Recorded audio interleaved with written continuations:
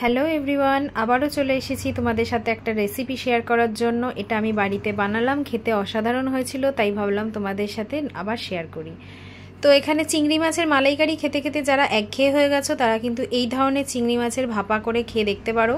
প্রথমে চিংড়ি মাছটাকে নুন আর হলুদ মাখিয়ে নিয়েছি, তার মধ্যে এর মধ্যে দিয়ে দিলাম সর্ষে বাটা আর কাঁচা লঙ্কা বাটা, দিয়ে অল্প একটুখানি মাখিয়ে এবার সর্ষে বাটার বাটি ধোয়া জলটা দিয়ে মাখিয়ে নিয়ে তারপর তার মধ্যে কাঁচা সর্ষের তেল দিয়ে উপরে দুটো কাঁচা লঙ্কা দিয়ে আমি বসিয়ে দিলাম হচ্ছে এটা ভাপেতে বসানোর জন্য তোমরা এটা মাইক্রোওভেনেও দিয়ে দিতে পারো। আবার যদি কড়াইতে করো তাহলে কড়াইতে অল্প একটু জল দিয়ে এইভাবে তার উপর একটা রিং বসিয়ে আর বাটিটাকে বসিয়ে একটা প্লেট দিয়ে চাপা দিয়ে তার উপর একটা শিলনোড়া দিয়ে চাপিয়ে দিয়েছিলাম।